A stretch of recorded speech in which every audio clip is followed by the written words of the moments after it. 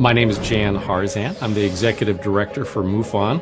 We are a scientific research organization that basically collects sighting reports from the public and then goes and investigates them. Our mission statement as an organization is the scientific study of UFOs for the benefit of humanity, and we have three primary goals. We investigate UFO reports, we promote research into the UFO subject, and we educate the public on our findings. Mufon is really more just left of center, where we try to take a scientific approach by collecting the data first off, and then reviewing the data, investigating the data, and making sure that what we're seeing is actually something that's truly an unknown. We have 3,000 members worldwide. Many scientists, physicists, PhDs, metallurgists, biologists, all the way down to just the average citizen who really wants to get involved.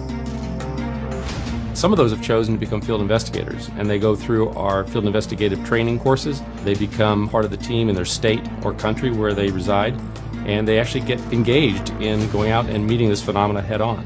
We receive about 500 to 1,000 reports per month from around the world. Field investigators will take the case, generally review it, try to come up with a hypothesis, checking star charts, and we'll go put an investigation in place to determine what exactly happened. We've recently formed a science review board, and that board is made up of scientists from around the United States and around the world to review some of our more significant cases and try to render an opinion on them. What we'd like to do is be more outbound, more outspoken in terms of the really true UFO cases.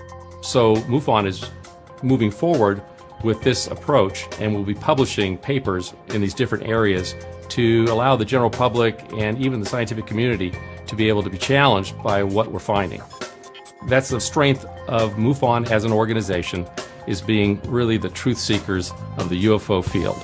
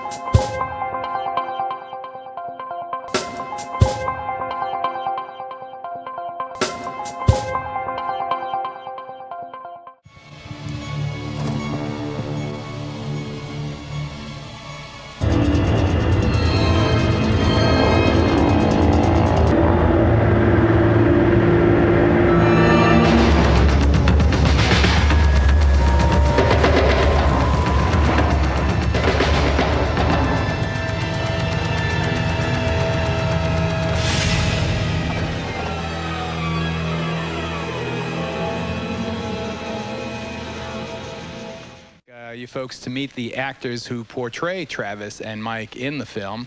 The other man, I'm sure you'll recognize right off, is perhaps best known for his hole-in-the-head role opposite Arnold Schwarzenegger in Terminator 2. He's the cop who won't die, but melts and gets split apart, everything else. But he's here and he's in one piece. So ladies and gentlemen, please welcome D.B. Sweeney and Robert Patrick.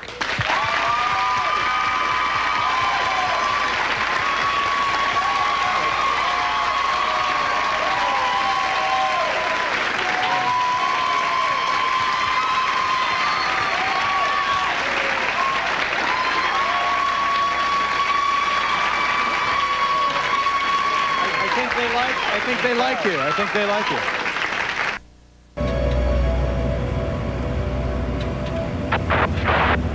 This is Sergeant Reynolds from Criminal Investigations calling Lieutenant Frank Waters. Are you there, Lieutenant? Over. Because it is true. You know, truth is a little stranger than fiction, as they say. And this is a good, solid script, and I like the boys. The boys are good. You know, of course, it's their picture, and I'm just kind of supporting them. But I like it. To really relate to Travis and Mike, you guys, you and DB had to learn how to be loggers and... Yeah, we were with the chainsaws out there logging, and I actually nearly took out a bunch of crew guys. I was supposed to aim it at the camera this way, and the lights and everything were here, and crew guys were here. And this is a huge tree, and I had it going, and I thought I had it aimed the right way, and next thing I know, it's going towards all these guys, and they're all running, they're screaming at me.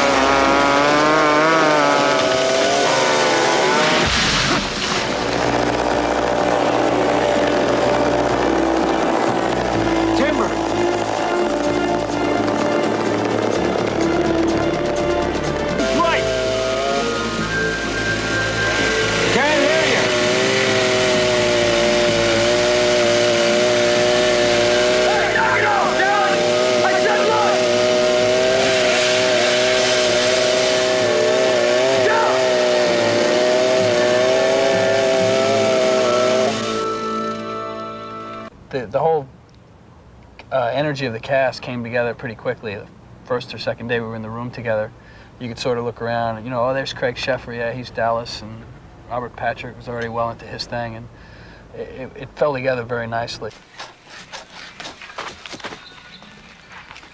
Hey. Hey, bud. We said we do a little fishing when the contract's over. When this contract's over, yeah. Come on, it's what we need, one of our camping trips. Some hunting, some fishing, chasing bears. Oh, yeah, I remember. You ran that bear up that tree. Just trying to make friends. How come you can't make friends with Dallas? He's just jealous I can do something he can't. Oh, yeah? What's that? Reading, right? Oh, I just play a sheriff who is a real character, Sheriff Waters, and he doesn't believe a word they say. He just doesn't believe in UFOs, and also he's never had a case he didn't solve, and it really gets to him because he's going to have one he can't solve, and it really bothers him. He doesn't believe a word about any UFOs. You expect me to believe that a flying saucer came down and took your friend away to outer space? That's the truth, mister. That's exactly what happened. Is it? Is it? And you know that, Blake. Why the heck aren't you speaking up for us? Why let this man talk to us like this? David, It seems like you're not even trying to believe us. We all saw the thing. We all saw the guy get zapped. How about you, Mr. Dallas? You go along with that? Oh, yeah, I go along with that. You don't sound too sure. Well, I'm sure. Why don't you fellas tell Lieutenant Waters what you saw? Or what you think you saw? It was the house that saw it first. What about it? Tell us about it. What'd you see? What did it look like? It looked like a fire.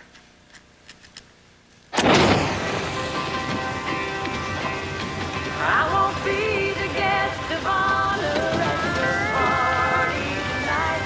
You can find somebody. You wait. Wait. Your party life.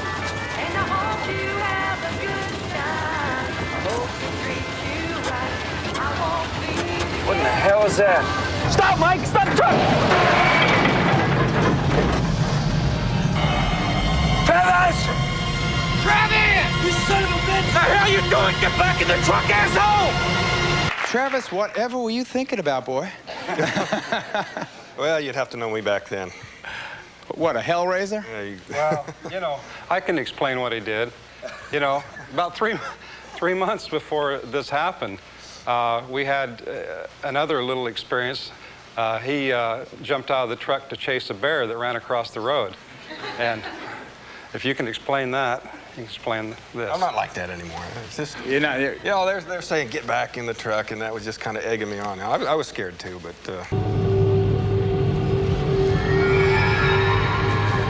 Hey, Mike! Travis, get out of there! What the hell is that? You feel that? Travis! Travis! Get the hell out of here! Get back in there! Travis! What the hell is that?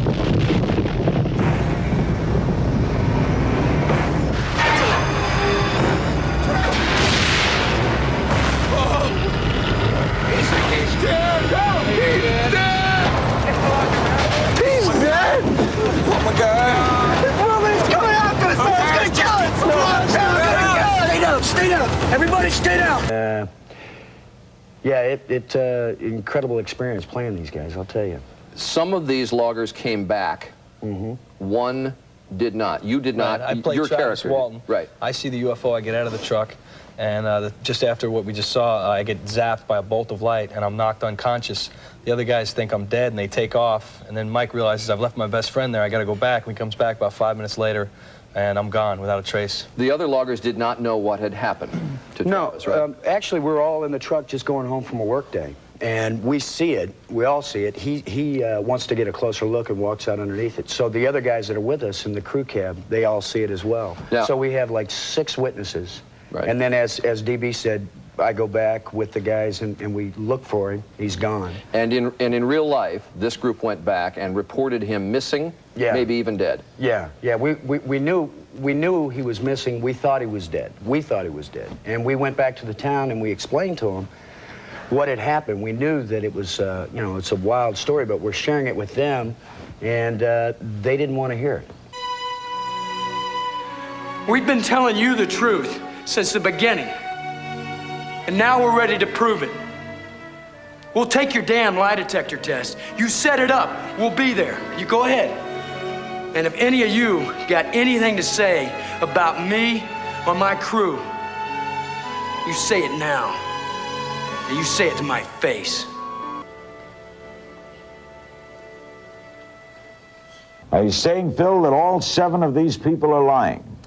I'm afraid we have to say that on the basis of physical evidence. Meaning? Physical evidence that should have been there, but was not. Now, you heard Travis and Mike Rogers claim that this beam from the UFO was like a grenade exploding, fire, flame, that Travis was knocked 10 feet back, and in his book he claims he hit his shoulder against the rock. When the morning after this incident allegedly occurred, when the law enforcement officers went to the site to inspect, they found all kinds of dry pine needles, which, if this had actually happened, those needles would have been blasted away, they would have caught fire, they would have burned. Why are you laughing, Travis? Well, because this is typical of the sort of reasoning pattern this man uses in attacking all UFO cases. He's equating the absence of evidence to be the evidence of absence. That's absurd, you know, and that's actually a logical fallacy. It's necessary for people to know just exactly what Philip Klass really is, who he really is. He's nothing more than a disinformation specialist from Washington, D.C. Well, what's the word? The results of one of the tests was unusual. It's inconclusive. We'll have to try again tomorrow. What about the other ones? What's the word on them?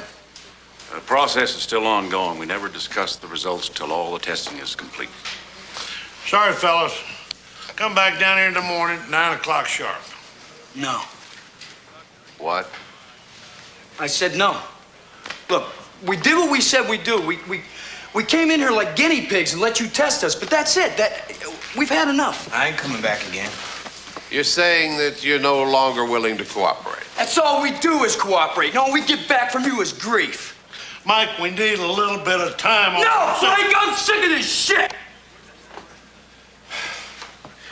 You want to press charges? You go ahead. You do it now. We told you everything we know, and if that's not good enough, that's too damn bad, because that's all there is. Let's get the hell out of here.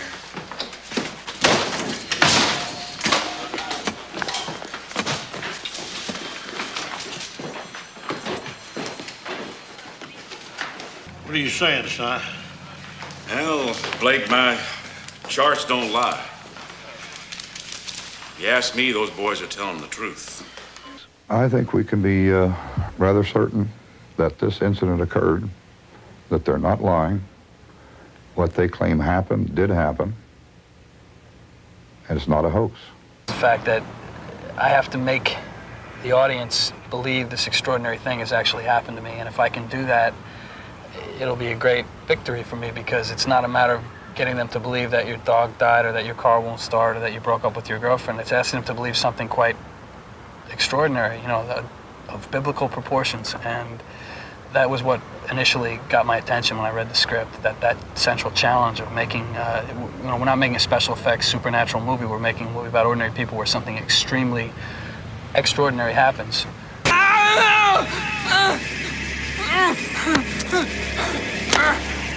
You know, Robert, what about you? Are you a UFO believer, generally? Well, if I can believe I'm a Terminator, I think I can believe this. Yeah, I've had the theory, I think that Carl Sagan said it best, that we'd have to at least, you know, we can't be that arrogant not to consider that there could be something else out there. So I came into it like that. And then after I met Mike and Travis and talked to them at length about what they had experienced, I totally believed their story. You do? Totally. So you believe that there are creatures out there who are far advanced technologically over us and even come and visit time to time? I believe that these guys went through a very traumatic experience. I believe what they've told me. And as I said, going into the movie, I've always had the idea that it is a small universe. And we are a tiny speck. So we have to at least be open-minded enough to consider the probability.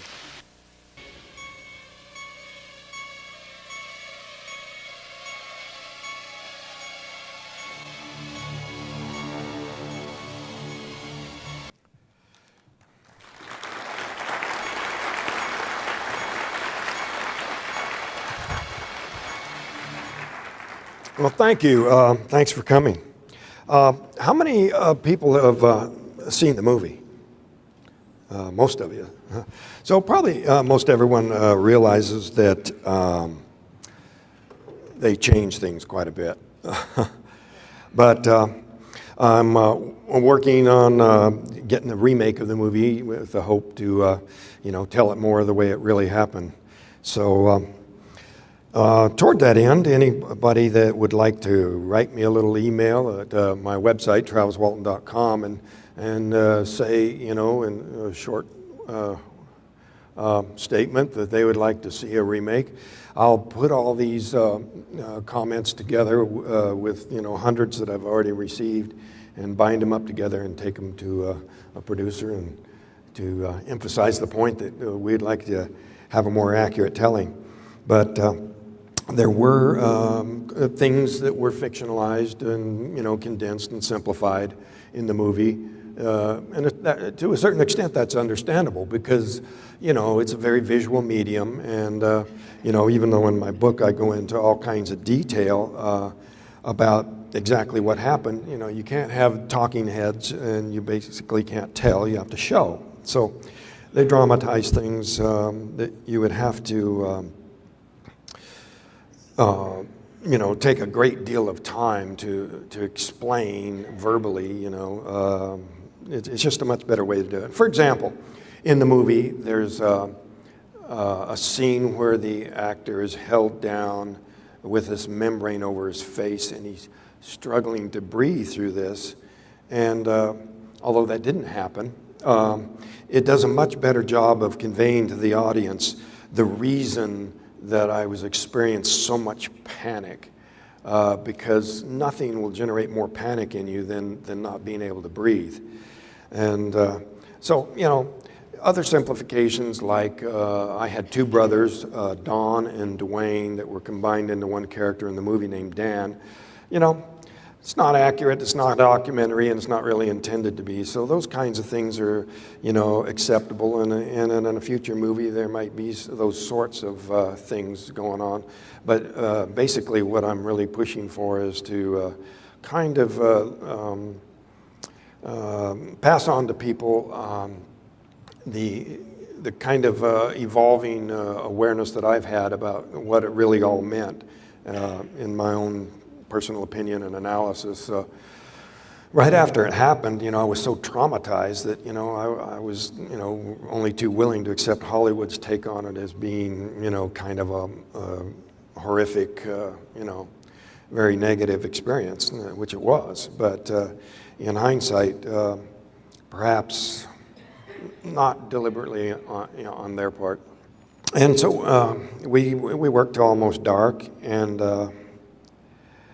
a lot of people aren't aware that in Arizona we got quite a bit of forest, the largest ponderosa pine forest in the world. And so, we drove, maybe half an hour east or west from Snowflake to Heber, and then up into the mountains near the rim for the job. One of the highest points in Arizona, a lot of forest. You could, see San Francisco peaks, which clear over 100 miles from there. So the crew comprised of Michael Rogers, the crew boss, he was in the upper left there, Ken Peterson with the glasses, and Alan Dallas, the black sheep of the family. Lower left was Dwayne Smith, Couldn't get a hold of him, so he wasn't really included in the cast. As you might have noticed in the movie, there was only 6 in the crew. There was actually 7 of us. John Gillette in the center at the bottom there, and then Steve Pierce, the youngest guy on the crew. He was played by Henry Thomas, the little boy from the movie E.T., grown up, and that's me back then. And we all fit into a crew cab truck, a double cab truck, so 3 in the front, 4 in the back. We finished the day's work. We loaded up our equipment in the back, and we're headed out of there. In the movie, it gives the impression that we'd been driving for some time and we're getting drowsy, like it was a long drive. It was a long drive, but we hadn't gone very far before we noticed these glimmers of light. So everybody was still in a very alert state from having been working hard physically just moments before. And we saw this little glimmers of light. And of course, out in the woods, it's a very remote area. That's something out of the ordinary, but not at first real alarming. It was just kind of a curiosity at first. And then, the more it wasn't adding up. We were driving south up towards the rim, which is, the higher point, which is also, the rim road also borders the Apache reservation there. And the road was paralleling the back of this ridge, but it was kind of down off of the left side of the ridge. So the peak of the ridge was to our right. And as we were driving along, these little glimmers of light, I at first thought it was probably deer hunters. But then I realized that the source of the light was coming from higher than where the crest of the ridge would have been, in other words, above ground level. So that didn't add up. And, it wasn't like the whole crew immediately spotted the light. It was just all these little conversations among the groups of people paired off talking, suddenly started, dropping out of sight real quickly. And so everybody was looking in the same direction. At first I was thinking the hunters, and then I thought, well, maybe there's a lightning strike, because the forest in that area has the highest number of lightning strikes of any place in the continental United States other than the Everglades. So we have quite a few hits, and we've even encountered that on the way to work before, where the trees are sitting there burning because it was recently hit by lightning. But it'd been clear, dry weather. We didn't have any stormy weather that would explain that. So I thought, well, perhaps a plane crashed. And I found out later one of the other crew members was kind of thinking the same thought. But, this little mental inner deliberation didn't go on too long because I could see a break in the trees up ahead where the light was sort of shining across the road. There was pretty thick growth at the time. And I said, Mike, hurry up, get up there where we can see, So we got up there, and as soon as we got into where this light was shining across, we looked to our right, and there it was, hovering in plain sight. No mistaking this for the planet Jupiter, like our debunker there. That was one of his first theories, Unmistakable. Alan yelled out, "It's a flying saucer," because it was self-evident. Everybody knew what we were looking at. This was not some ball of light in the distance, and it wasn't so bright that we couldn't see the structure. It was incredible, the sight.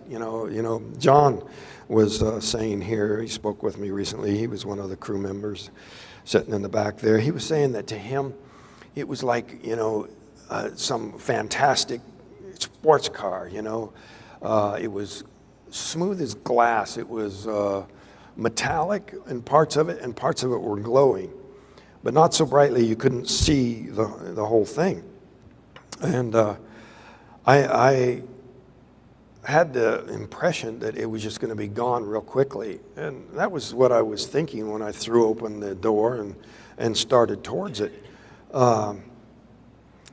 Alan Dallas was said in an interview way back that it looked to him like I was being controlled, like I was in some kind of trance. And Steve says the same thing, but as far as my own perceptions are concerned, to me, I felt like I wasn't completely under my own control. I was just really curious, and thinking that, the closer I could get to it before it got away, the more I might learn, just see it up close. There was a little bit of me kind of showing off for the crew, but, mainly I was just awestruck, looking up at this thing.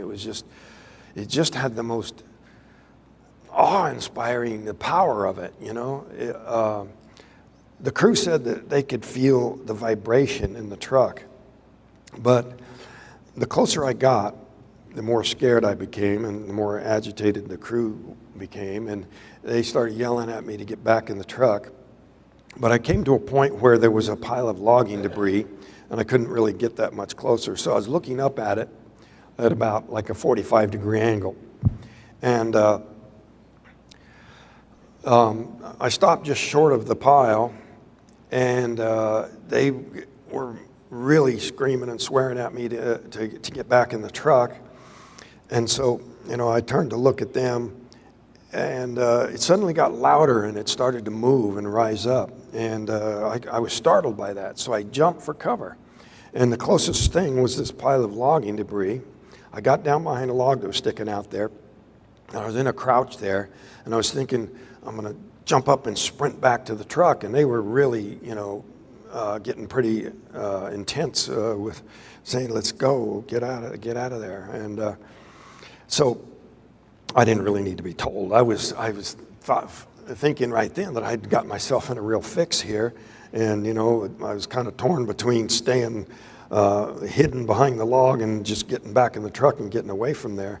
But I decided to sprint back, and when I raised up, as soon as I stood fully up, I just felt this numbing shock go through me.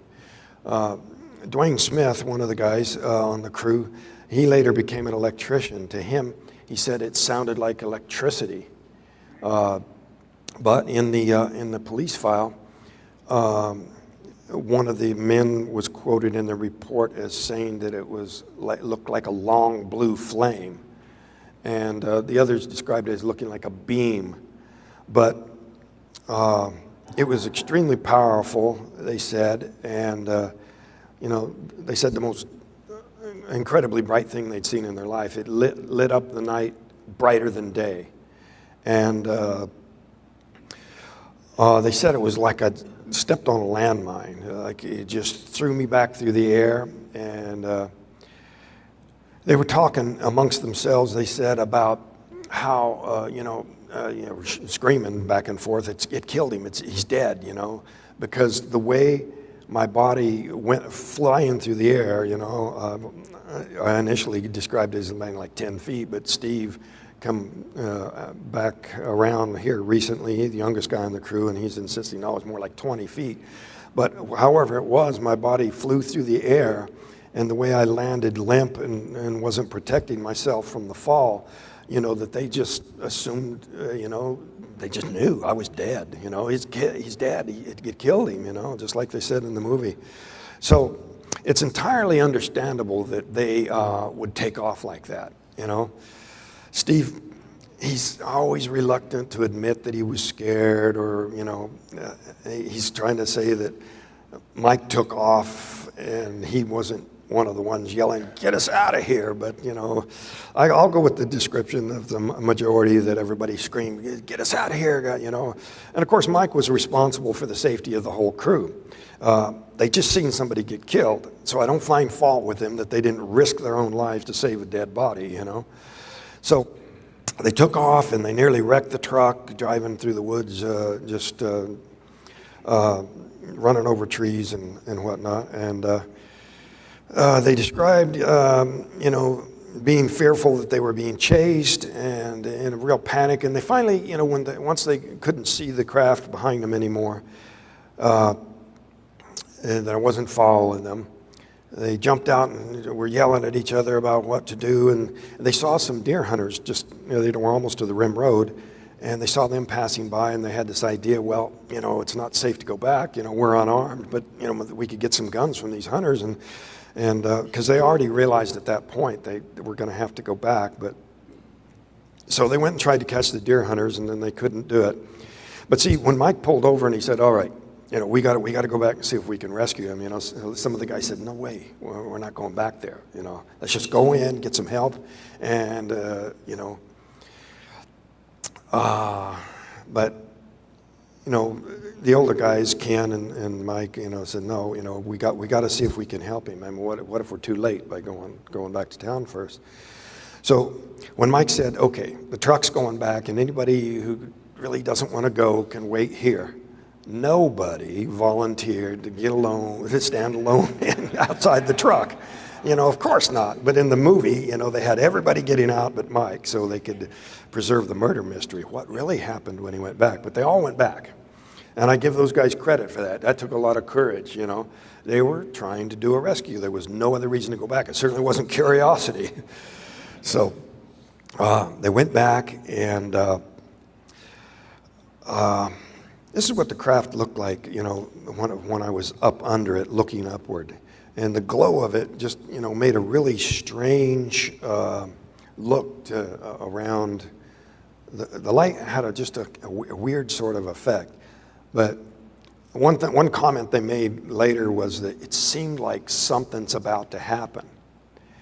And I'm thinking now that there may have been a reason for that, not just the dangerousness of what I was doing, but they may have been sensing the buildup of some kind of an electrical or energy charge, because I'm thinking that when I stood up, at that point, my head and chest were closest to the craft that they were at any other point. Plus, the increase in sound and the volume and the motion, suggests to me that it was getting ready to take off. And that extra energy output built up some kind of a field. So it wasn't like they were somehow inducing me to come close and then zap me and take me that way. I'm thinking more now, if there's a remake, I would like to, add the perspective that, I'm the one that caused this. I'm the one that took this reckless step of approaching this thing. And then when I closed the distance, this energy jumped through me to the ground and caused severe harm. I may have been, in a near-death situation. And so that's the new perspective I would like to take with the movie, that if there is a remake someday, that it was actually, like I've accepted the term abduction, because, that's what people call these things. But it's more like an ambulance call, more of a rescue mission, really. I made something bad happen, and they were in a position to make it right. If they'd left me laying there, perhaps in cardiac arrest, the best case scenario for the crew would be to pick me up and take me to Payson Hospital or the Shola Hospital, which would have been over an hour and way too late. If a person's in cardiac arrest, you've got 4 to 6 minutes before brain death begins. And so that's probably the reason I'm thinking now that I was returned, taken.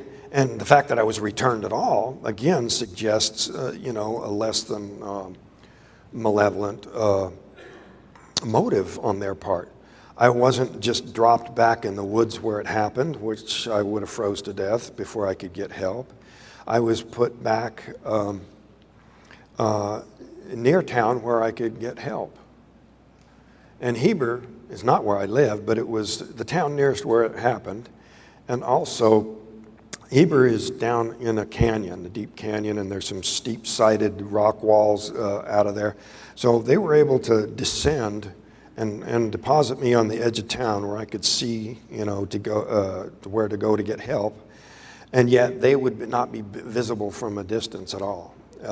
Whereas if I had been taken to Snowflake, which is in a big wide valley, if they had lowered and come down there, they would have been seen by hundreds of people, So that explains that to me. But the fact that I was returned whole and healthy, all of these things combined to make me think that, and this is, years of puzzling over what happened and why, and, I've only got myself to blame.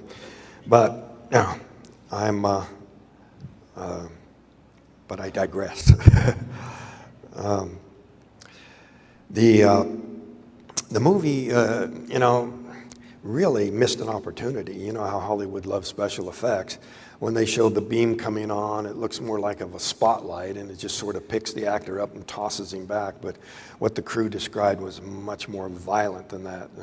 A great opportunity for some special effects to, when the more accurate version is ever made.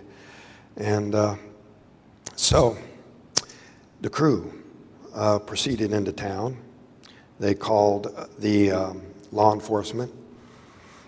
And when the sheriff and his men interviewed the men, they could tell something really terrible had happened.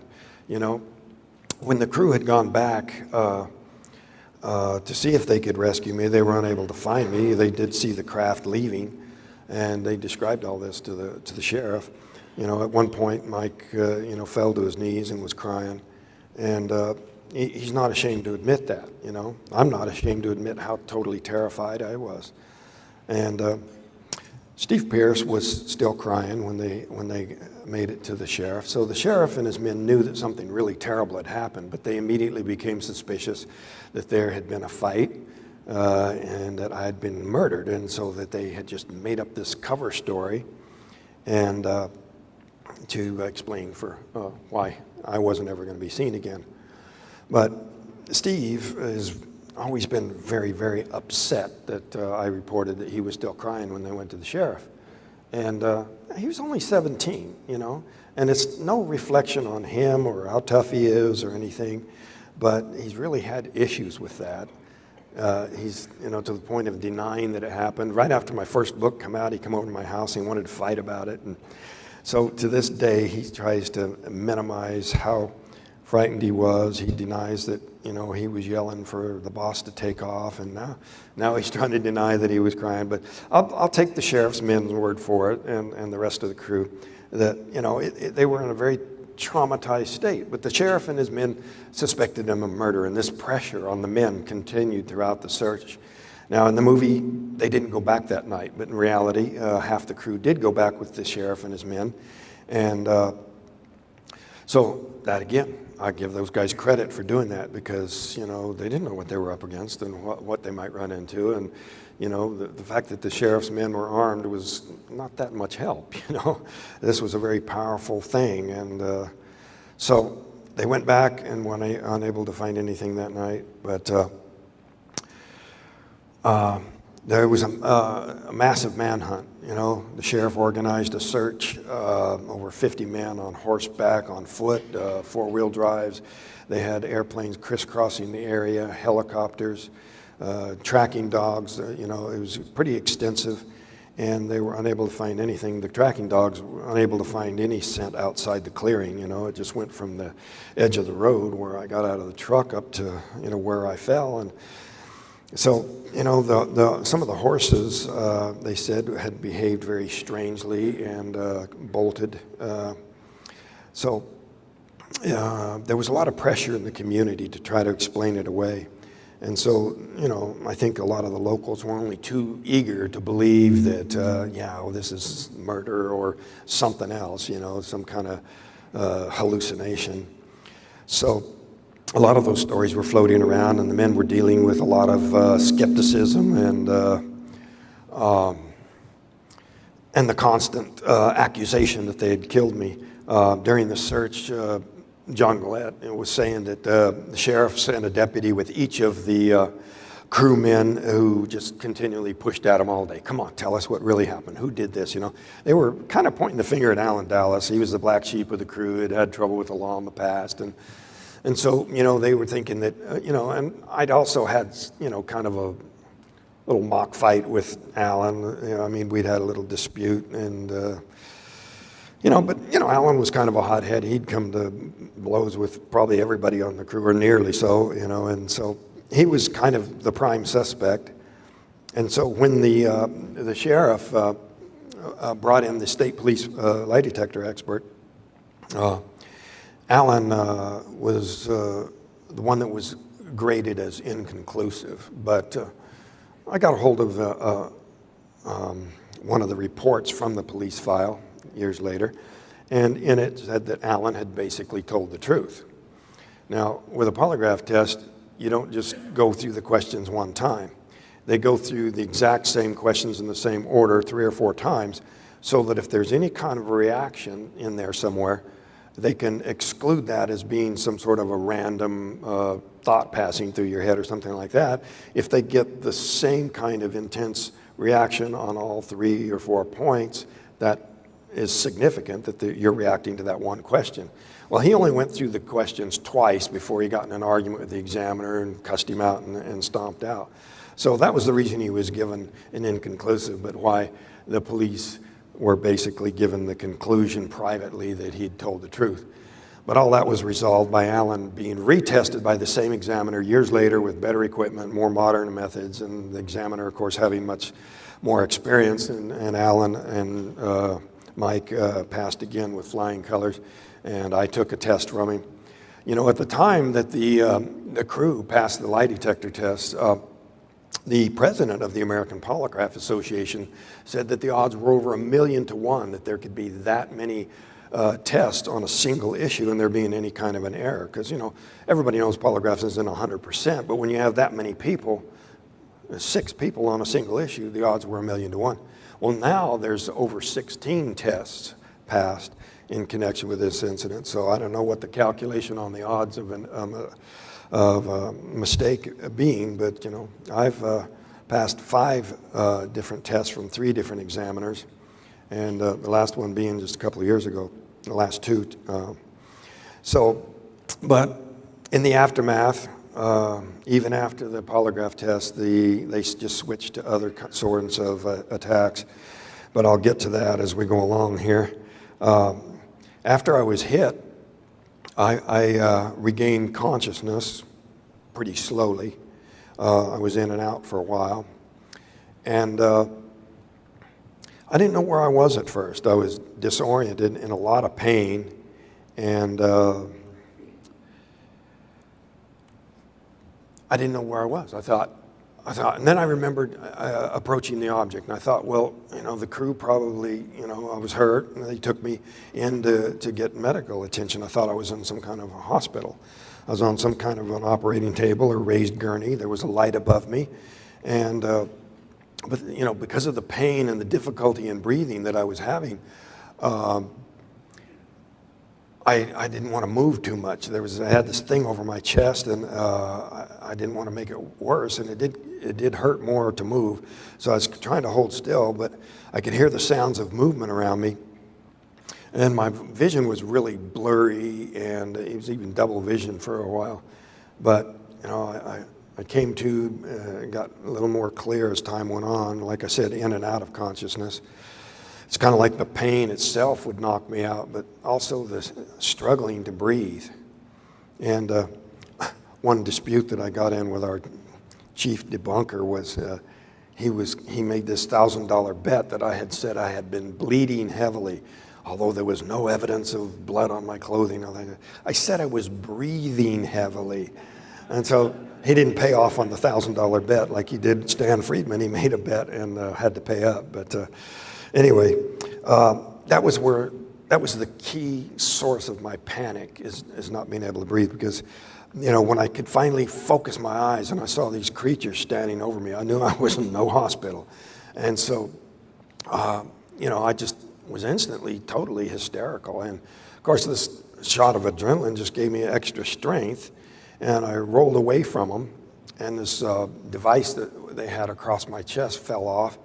And I staggered back, and they were like coming around towards me immediately, which added to the panic. You know, it's dimly lit. I'm struggling to breathe. It's claustrophobic, low ceiling, very small.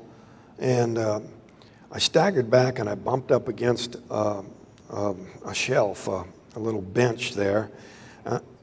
And I turned to look, and there was these instruments scattered out there. And so I just grabbed the biggest thing and started flailing at them.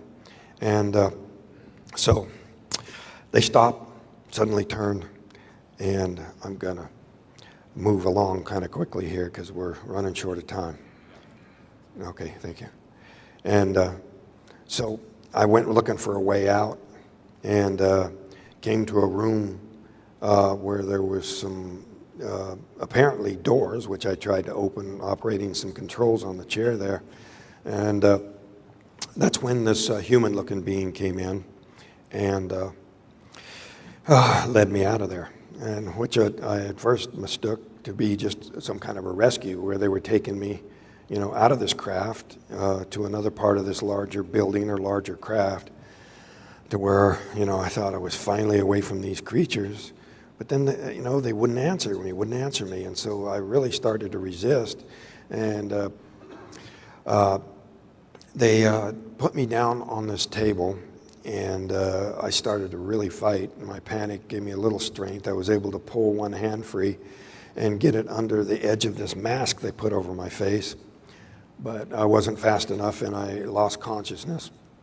And next thing I know, I woke up outside of the town nearest where this happened. I recognized where I was, made my way down to the telephones there, and called my family. And so like I said, there was just an onslaught of questions and accusations after I was returned. I was dealing with an incredibly difficult experience, trying to handle this, and the memories of what happened, my nightmares at night, and then all this stuff in the media was just, secondary to me, but still, very disconcerting. There was no place back then. There was very little to turn to. And so there was just all kinds of things, Well, he was hallucinating on drugs. Well, I had medical tests, showed blood and urine samples, no trace of any drug in my body. This was the Maricopa County Medical Examiner's drug screen. And I had a whole battery of tests, EKG, EEG, hypnosis, whole variety of things. And I document in great detail in my book the research that went on, and this whole litany of accusations that the debunkers came forward with just blew them out of the water. And now the final coup de grace for our debunker, Philip Klass, was getting a hold of the Freedom of Information FBI file on him, which has some documents in it. One memo in particular from the director of the FBI at the time was J. Edgar Hoover, concerning Philip Klass to the director of the CIA. And the decision in the file was to retain it in RUC status, remains under consideration, which is a common way for the CIA to recruit their little propagandists or helpers around the world, is to get something on them for leverage. So they had the opportunity to prosecute him for revealing classified information in connection with his job at the magazine Aviation Week in Space Technology, and use that as leverage to get him to do their bidding. They can steer him, but he already had the motivation. It was his own hobby to start with. He was just not on very good terms with the FBI at all. They thought very poorly of him. I've got documents. They're describing their opinion of him as not being of sound mind and how they needed to be careful with future dealings with him.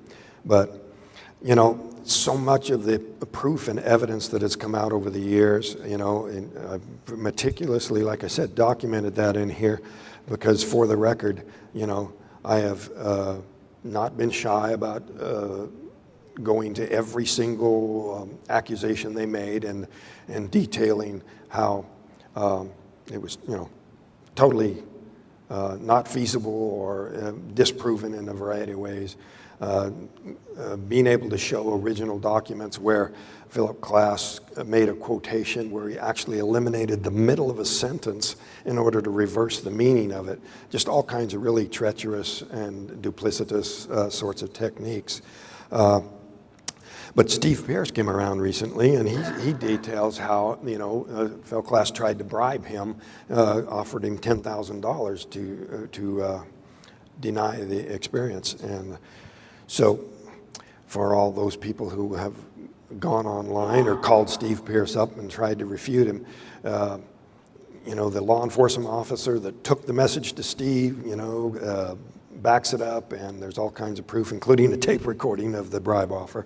So I'm going to open it up for questions. I really ran short of time here, but so let me just make a few comments on a few of the illustrations here. These phone booths that I went to that night to call for help are still there, even though they're no longer functioning, and they're the only phone booths left in the entire area.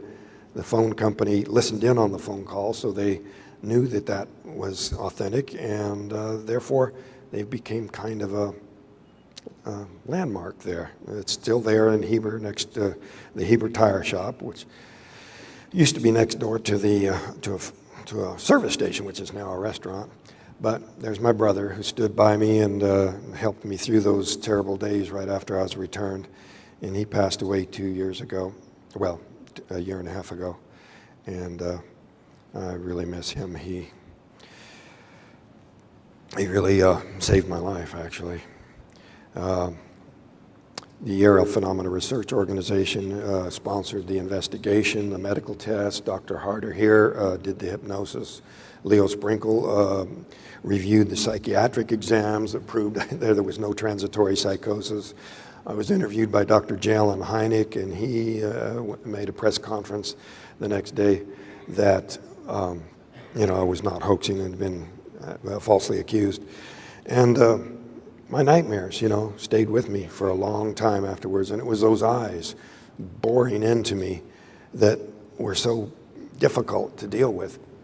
And I'm thinking that it was because when they all came around there and we had that little standoff there where they were facing me, the three of them, I think, were trying to reassert control, and it wasn't working. And I think the reason it wasn't working is because when I was hit by the beam, that it caused a neurological disturbance that that prevented them from controlling me, even acting in unison, the three of them. And what supports that is the EEG, the brainwave scan that I had done, was done by a technician who did not know what had happened to me. All he knew that he was looking for some sign of injury. And there was a kind of an unusual pattern there that I'm going to look into as far as how that would be interpreted today and if that pattern still exists. But there's some things I'm not going to get to. We talked about the accelerated growth in the past of the trees right near where the craft came down. And in this recent fiasco of a documentary that National Geographic did, we were supposed to look into that further. And there was some really good evidence gathered at that time that they just basically didn't use because they were too busy being silly. So we actually uncovered some new stuff there that I'll have to update in the future, but amazing stuff.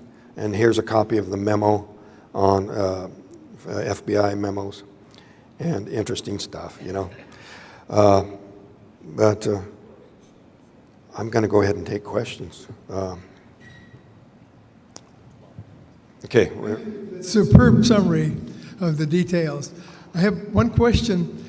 I thought I remembered something about your growth of beard after you came down. Could you refresh my memory on that? Well, when I very first saw my brother, I was under the impression that this was still the same night, And as soon as my brother realized that, he said, "Travis, feel your face.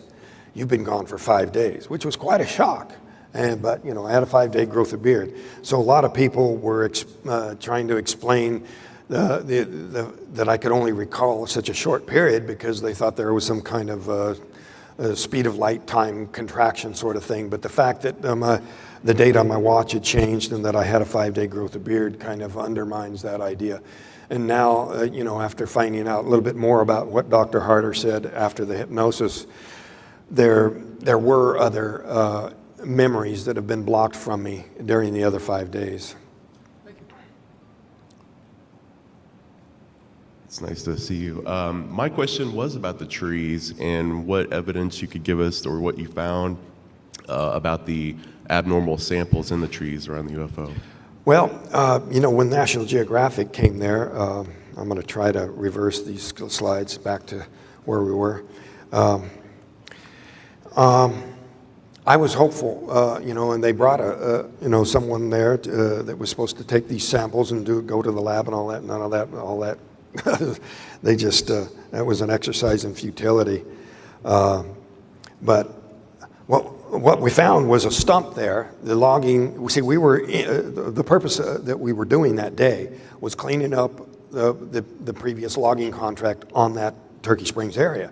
So the only tree stumps there are trees that were cut the previous year. And what this stump that we found out there with National Geographic, this was all filmed but not used, was a tree that was 200 years old and gave a benchmark for the kind of stability of growth rates for 200 years. And there was minimal variation in those growth rings.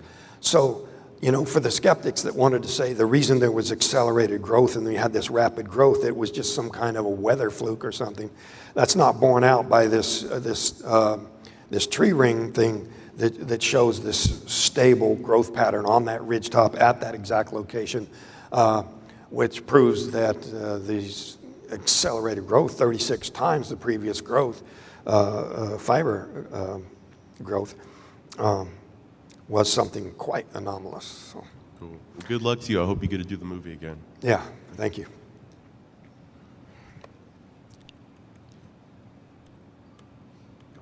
Okay, we did go back to the start there. All right, go ahead. What was your question? When you were returned to Earth, so to speak, were you fully clothed? I seem to remember in the movie you were naked. Well, that was just Hollywood for you, you know. They always got to get the nude scene in, and I was fully clothed. I was still wearing the clothes that I was taken in, and those clothes were bagged up for forensic analysis, but in all the hubbub, they got thrown into a trunk and things thrown on top of them. So that evidence was kind of not pursued at the time like it should have been. Like today, we would be able to do DNA analysis on the clothes and find out if there was any foreign DNA or whatever. But I was clothed.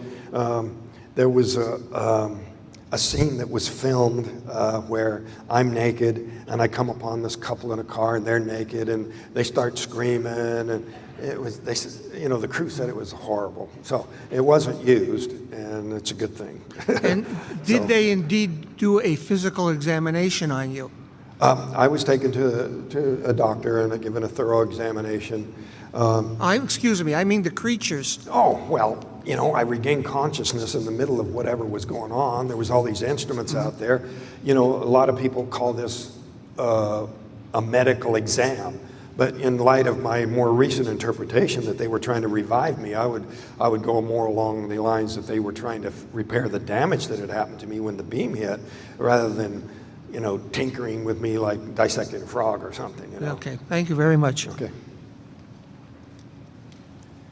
Have other wonderful talk, yeah, really great. I was totally impressed by this. One of the questions I have is: has anyone else in your family had unusual experiences, and have you had other either subsequent or prior experiences? Well, you know, as common as this phenomenon is, it's not surprising that my brother had a sighting 8 or 10 years before, a daylight sighting. So, you know, it's not that unusual. They say, well, 1 in 7 people. That's what it was back then. I think National Geographic did a survey recently where the percentage of people that have had a sighting is really far higher than that. So, you know, the idea that you'd have close friends or relatives who also had sightings is going to be more the norm than some kind of... See, back in the day, people would say, well, that's a suspicious coincidence. You know, if you've had more than one sighting, you know, you're called a repeater in those days, and that was not credible. But now it's turned around the other way to where people wonder why I haven't had more. But anyway. How about other, like, paranormal or psychic experiences in the family? Or?